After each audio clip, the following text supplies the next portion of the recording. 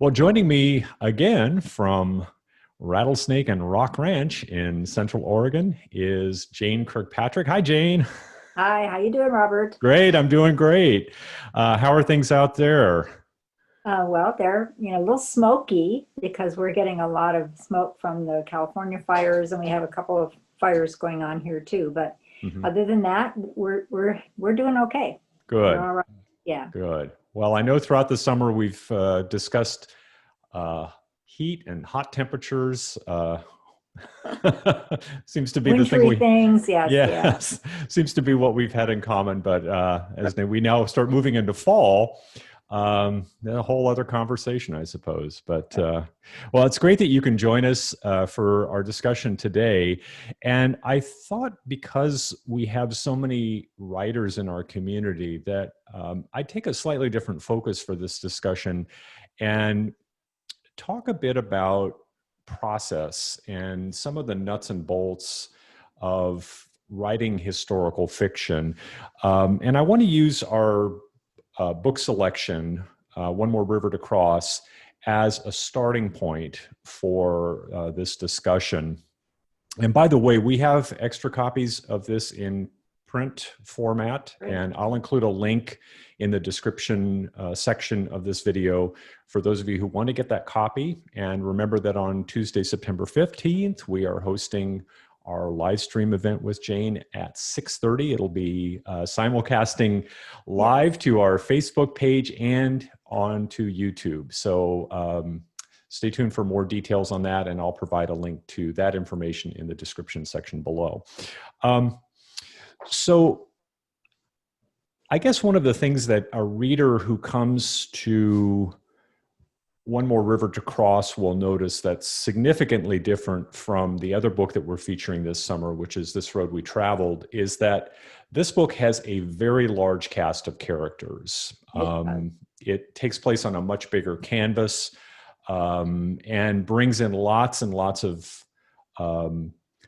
secondary characters as well as primary characters. And I'm wondering if you can talk a little bit about how you approach a story with this many characters. What do you do to keep yourself organized? Well, the first thing is just I had to stop chastising myself for choosing a story that had that many characters to it. And that had happened with one of my earlier novels, All Together in One Place, where I had a lot of characters. And that's when I actually started doing the cast of characters because I was getting lost in them. Mhm.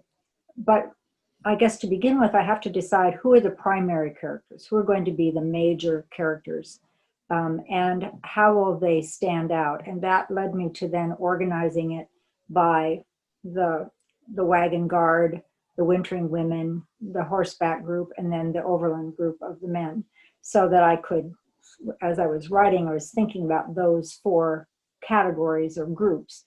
And then within those groups, who is going to be, who is going to have a larger role. One of the things that I have to be conscious of, or that we as writers have to be conscious of, is that if you use the name of a character in the book, and let's say you spend, two or three paragraphs on that character, the reader will expect that character to be significant and will want to know what's their part in this. And so, and sometimes as I start to write, I think, oh, well, I think it'll be so-and-so and it'll be so-and-so. But as the story gets going, I find an interest in a particular character. Sarah was one of those, the wife of Alan, who was, one of the wagon guards, the gunsmith. Initially, I didn't think she'd have a particularly significant role, but the more that I spent time with her, the more I wanted of her and her story. And it turns out, as I did more research, that she had a life beyond this book, in fact, and she shows up historically in California later and encounters Abigail Scott Duniway. So that was sort of a something about that story led me to realize that was a bigger character than what I would have started with. Mhm. Another one was my editor got back to me after the first submission and said she wanted more about Ruth, the single woman. And so when I did the revisions, then she got a higher profile.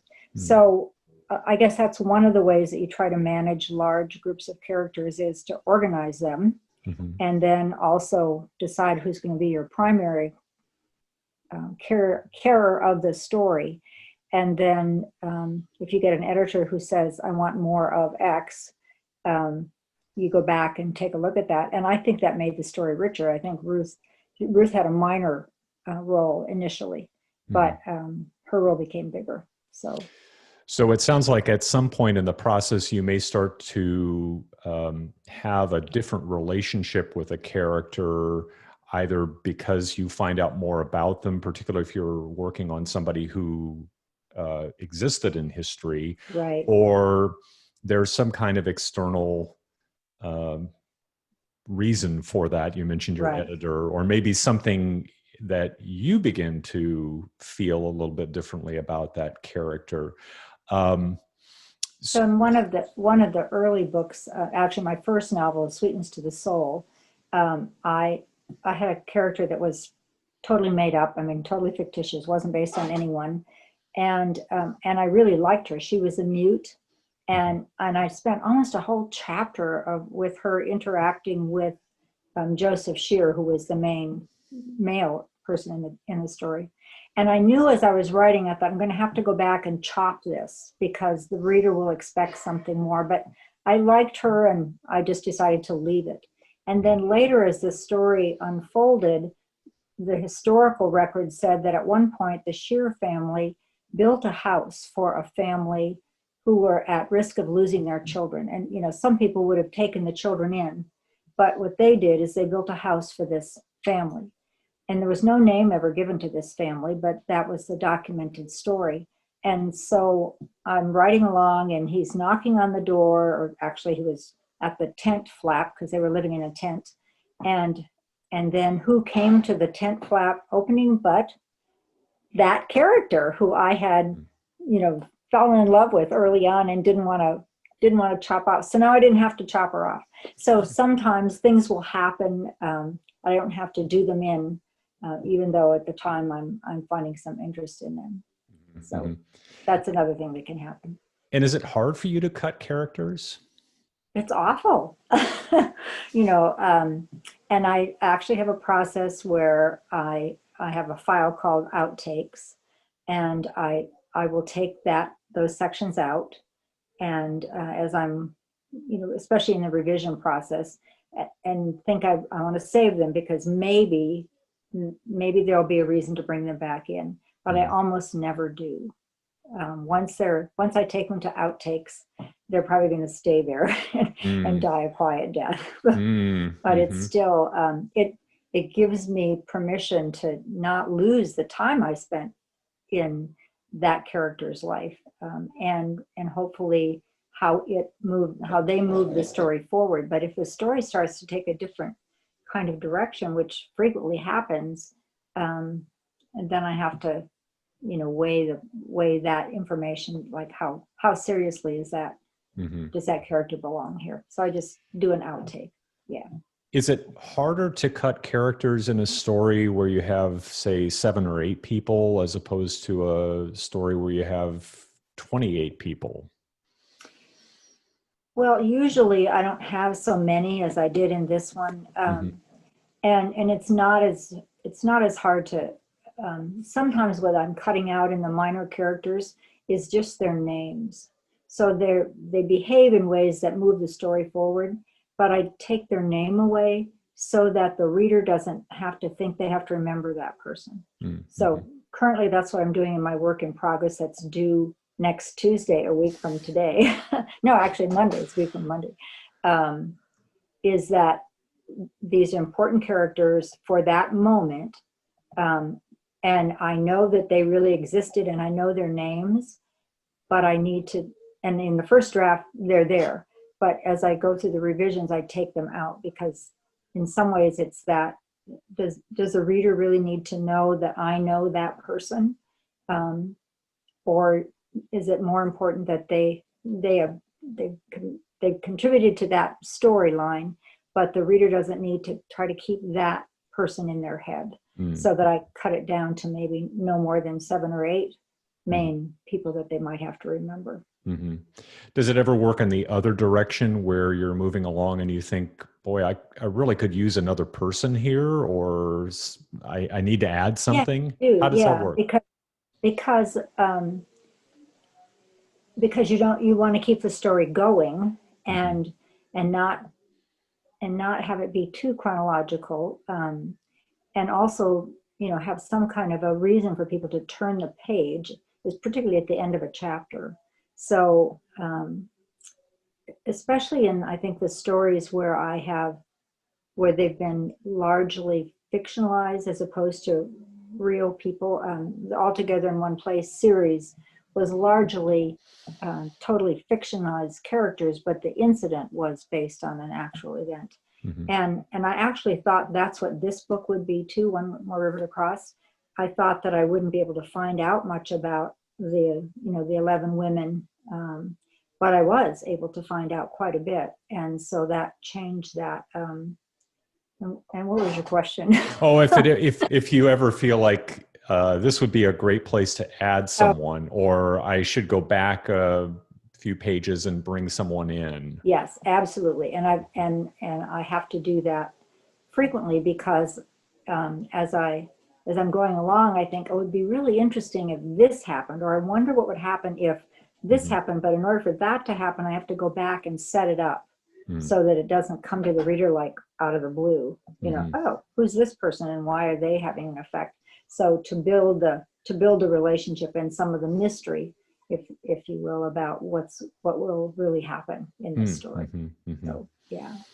So when you're thinking about the character or characters who are essentially going to be the protagonists, the main characters, the folks who are going to carry the story, how do you decide what their motivation is for doing something like traveling across country to Oregon or California in the case of this story?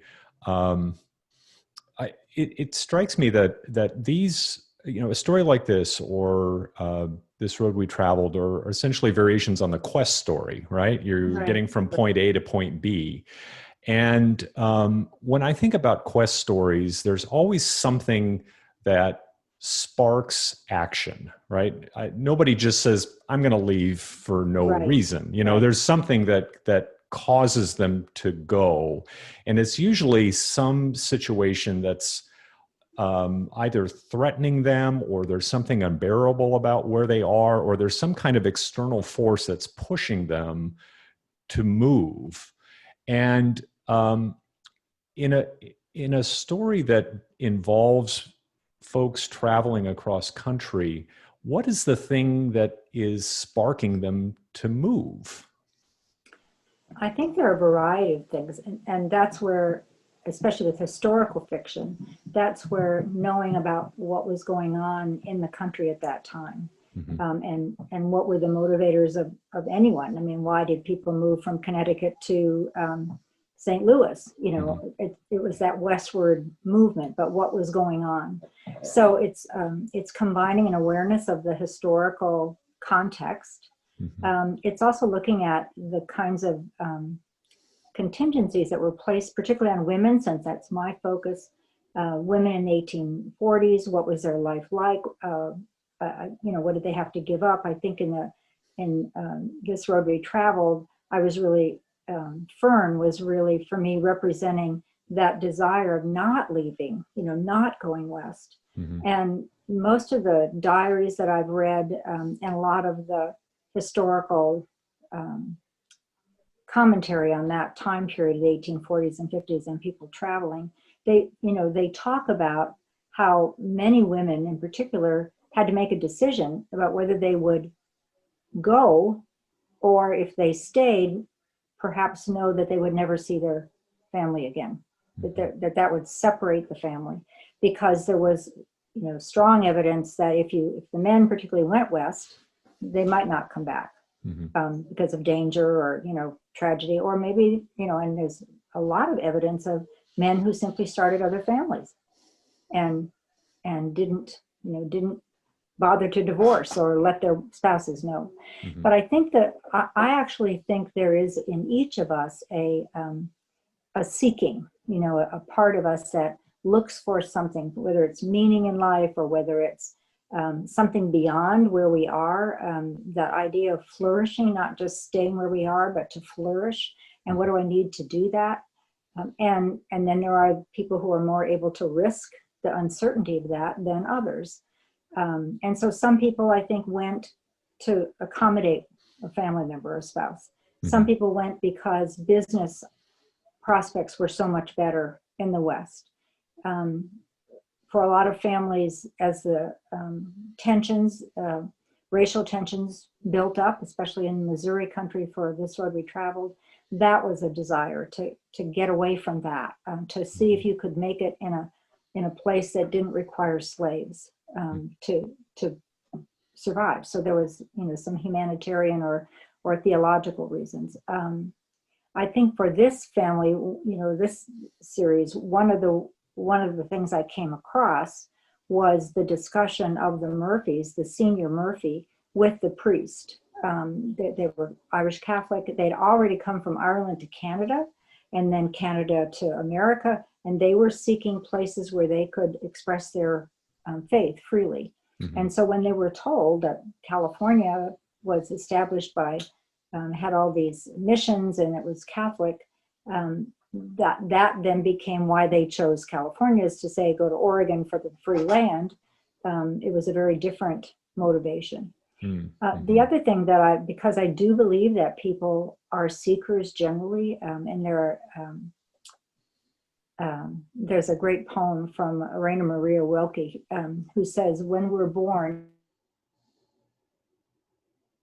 God calls us by name and sends us out into the universe. And we don't remember this, but we remember this sort of voice that speaks to us as we're living our life that says, you, sent out beyond your recourse, go to the limits of your longing. And I really think that's C.S. Lewis had a word for it, and I can't pronounce it, it's German, but it's like Scheinschunk. It's like a passion that's so profound that it's hard to describe, but that each of us has that yearning. And I guess that was the word. But one of the resources that have served me through many books is a book called Awakening the Heroines Within. And it's by Carol Pearson. And she talks, it's really about the Joseph Campbell, that book about, as you mentioned earlier, the journey story. But she talks about it, I think, more for a woman's perspective in that regard. And she actually has a list of the stages that she thinks we all go through. And I'm looking off to the side because it sits next to my computer. But it also identifies what the challenges can be for that person who, let's say the seeker, who their goal is, say, freedom and independence might be, but their downfall or the things they can get into trouble with is they get compulsive or obsessive. And then there's also some other sort of downsides or the addictive possibilities for that particular facet of our life.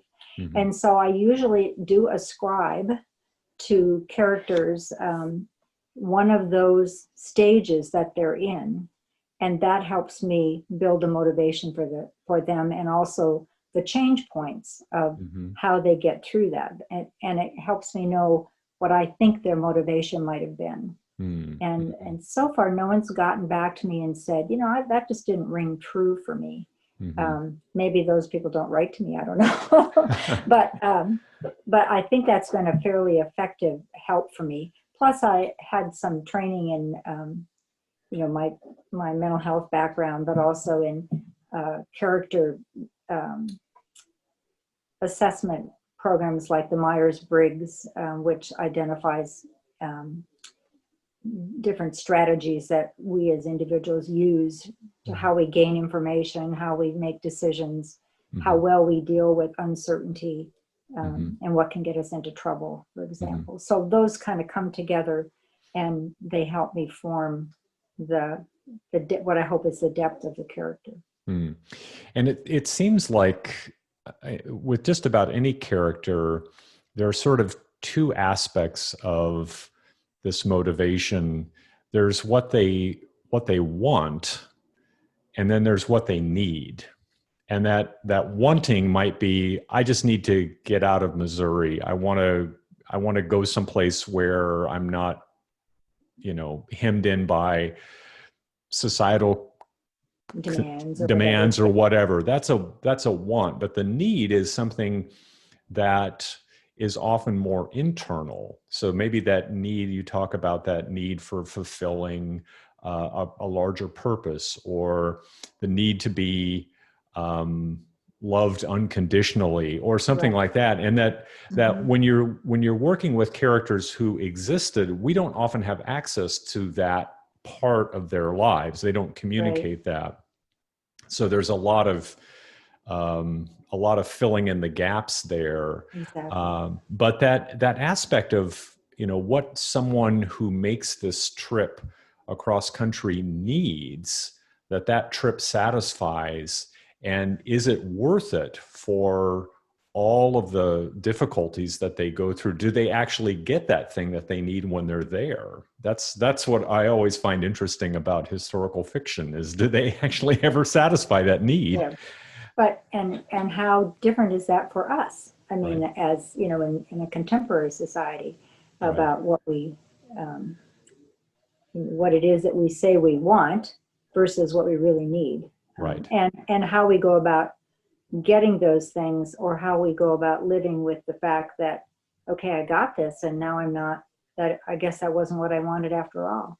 Right. And so that's why it's like the rest of the story. You'd like some of these characters to go on to see, well, what else happened. Right.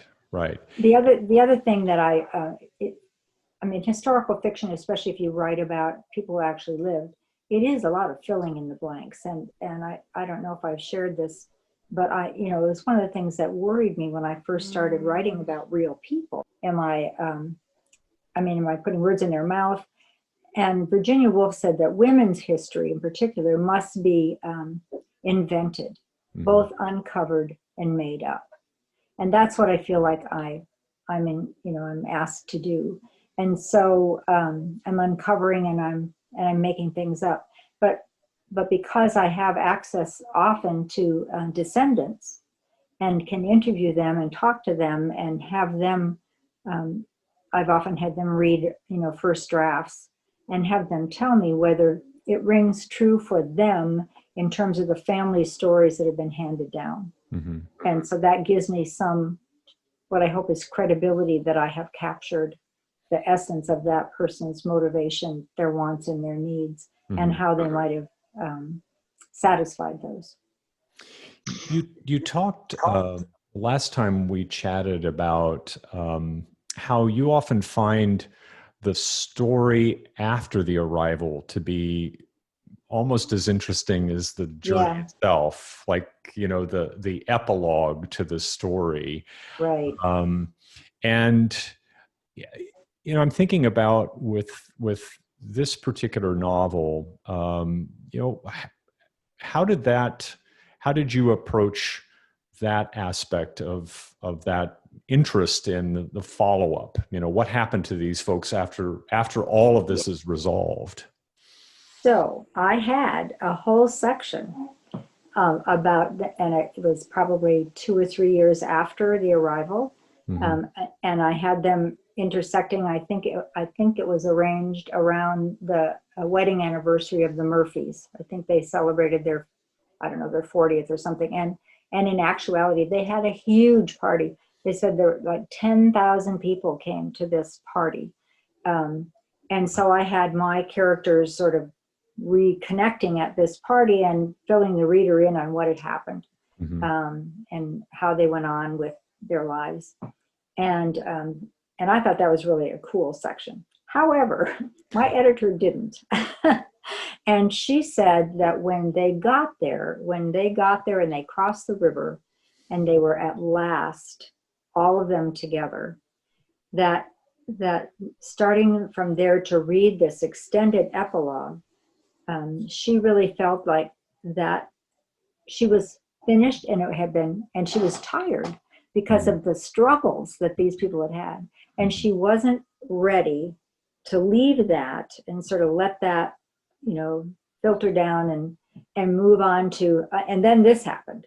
Um, and I liken it to another book that I wrote called A Land of Shelter Promise, where it was in 3 sections: the 1870s, the 1980s at the Rajneesh, ranch, and then the 2000, that period when it became a young life camp. And what happened is that this 3rd section, I had lots of characters in there, and the editors said, there's not enough time to fall in love with these people. So you're going to have to go back and make composites, and go back and make that decision about which characters are going to be important. And so I did do that. And that makes me think of why my editors with One More River to Cross just didn't want to get back into what happened to these characters in a fictional narrative format. And so I said, well, can I still tell readers like what happened to Sarah, what happened to, and what happened to Ruth, and that Ruth, she right, yeah, all sort of stuff.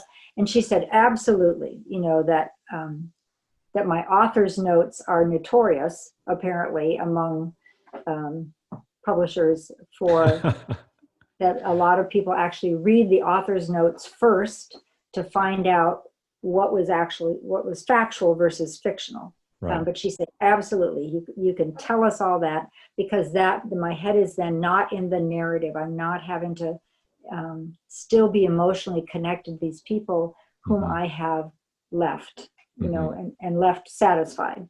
So that gives you some indication of some of the struggles. Yeah, it's interesting you mentioned the author's notes, because for this book I started with those first. and I actually, I've commented before, I think the work that you do, the historical research is impeccable.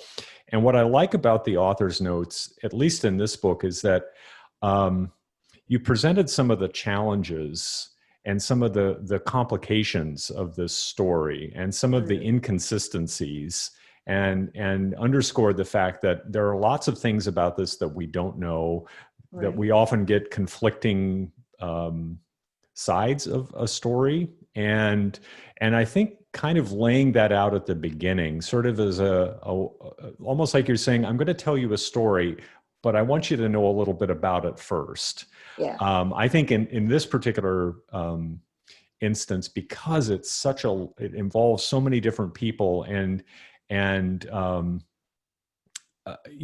is on a larger canvas, that just having that preparation for me really helped. Other readers may have a different experience, but it is interesting how, that has now become kind of like an expected part of a Jane Kirkpatrick novel is the notes at the end to lay out all that field work.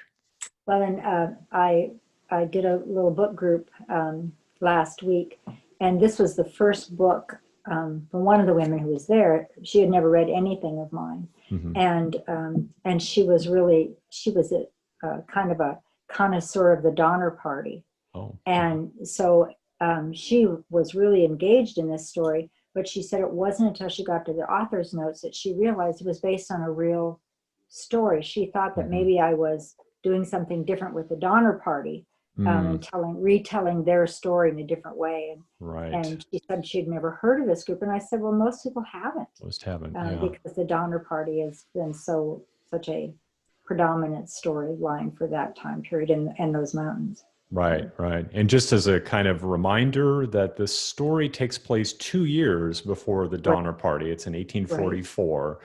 And it's the same route that the Donner Party took. So it's it is interesting that you almost sort of think, well, this could be kind of a fictionalized version of the Donner Party, but it's a totally different group. It's a totally different set of circumstances. The other thing that I want to just touch on is in thinking about this book and thinking about this road we traveled and these overland stories, what always interests me about them is that, you know, we look at a particular group of people, we look at a particular trip, a particular journey, and sometimes it's hard to remember, or we may forget, that there are other stories just like this happening at the same time. So in other words, there are like all of these rivers that are flowing to the west, these little streams, but you're focusing on one tributary of that stream. And there could be another party made up of the same number of people having the same issues, the same interpersonal dynamic, you know, squabbles or whatever, a quarter of a mile away, right?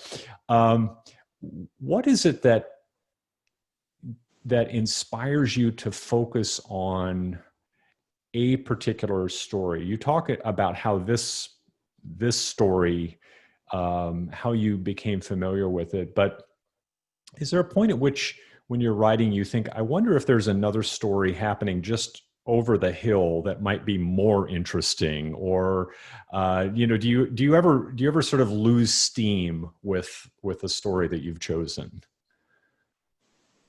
I'm usually trying to answer some sort of unanswered question, you know, that when I saw the footnote, it was, well, how did that happen? Well, what were they doing there? What were those people doing there? And I'm trying to answer that question. In a book I wrote called A Gathering of Finches, which is about the couple that created Shore Acres State Park on the Oregon coast. I mean, it wasn't a state park then, but it was Shore Acres. I thought that would be this wonderful love story. And then as I got into it, it was like, oh my gosh, no, there are other things going on here. But that didn't make me lose steam for it. It just caused me to do a little more research and to get more interested in how did that happen. I wanted to mention that sort of another tributary. There's a woman named Ashley Sweeney who wrote a book called Answer Creek that just came out this year, actually. And it's about the Donner Party.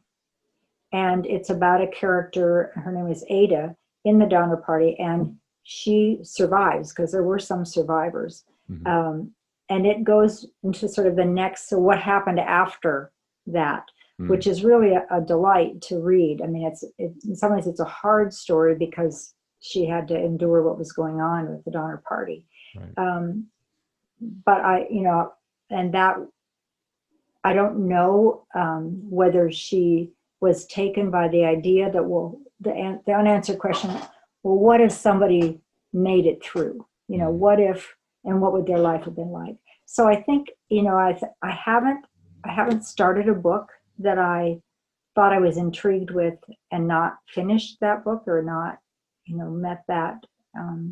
But very often those three questions that I mentioned that I always ask, very often when I get to the end, the answers to those are different because I found different things within the story. Well, it's interesting you bring those questions up because I was going to ask you if you could talk just a bit about how you applied those to this particular novel, and just to kind of refresh everyone's memory. This is from Structuring Your Novel by Robert Meredith and John Fitzgerald. And there are the three questions: what is my intention? What is my attitude? And what is my purpose? So how would you apply those three questions to this particular novel? Well, I should have pulled up my little answers. I'll try to remember what they were. They were on my computer for a year. So my intention was to tell the story of the wagon train of 1844, who were the first to bring wagons into California. That was my one-liner, the elevator sentence. My attitude, I think, as I remember writing, was the importance of caring for each other to get through difficult times. And the purpose, or the corollary to that, is how do I hope a reader would be changed? Mm-hmm. So for me, in this story, it was that a reader might see that they have greater strength and endurance and resilience than what they might imagine at the beginning of a trial. And so that, I think those were the three. I think when I started, I might have put more emphasis on leadership and sort of the difference between keeping the Donner Party in the back of my mind, and this party was comparing them more. But as I got into the story, I really paid less attention to what had happened to the Donner Party and was much more interested in where did these people draw their strength from? Mm-hmm. You know, how did they draw themselves out of what Kim Stafford in his book, which you probably have, 100 Things Any Boy Can Do, or How My Brother Disappeared, that memoir. Mm-hmm. And he has a section in there where he talks about, you know, what we need as individuals to pull ourselves through these really horrendous times. And he said, you know, it's that the mark of our character is how we are in this cellar of sorrow, and how we climb up the ladder, what allows us to climb up that ladder towards light, no matter how distant or strange. Mm-hmm. And I've often thought about that since I read it, because I think that's so fitting for most of the people I write about as real pioneering, or as people. What were the rungs of that ladder? You know, what did they pull on to get them through this really difficult time in their life? And so, you know, for me, that purpose question is hoping that a reader would be changed by seeing what are some of the rungs of their ladder, because everybody goes through a time of trial. So, and I think part of it must have hit the mark, because this book, more than any of my other books, has actually made it to the number 5 in the Pacific Northwest booksellers. So it was a story that resonated, even though it was, you know, 200 years before or whatever. So right. And it seems like that's right now, with everything that's going on around us, that theme of resilience and finding those rungs, whatever that is so important. And that, you know, we look to art, we look to poetry and fiction and music and drama, landscape, absolutely, relationships, and all kinds of things. All of those to help draw us to those rungs, and to that light, no matter how dim nor strange. I just I think Kim Stafford's words were brilliantly succinct, and I've relied on them often. Yeah. Well, that's, I think, a good place for us to close for this afternoon. I want to thank you again for taking time out to chat about some of the procedural aspects of writing historical fiction. And we are looking forward to hosting you on September 15th, just a few short weeks away. It's hard to believe, as we are recording this. Again, thank you so much for being a part of our summer reading program, and for participating in this live stream presentation on Tuesday, September 15th. Jane, thank you so much. We'll be in touch very soon. All right. Okay, take care. Bye-bye. Bye-bye.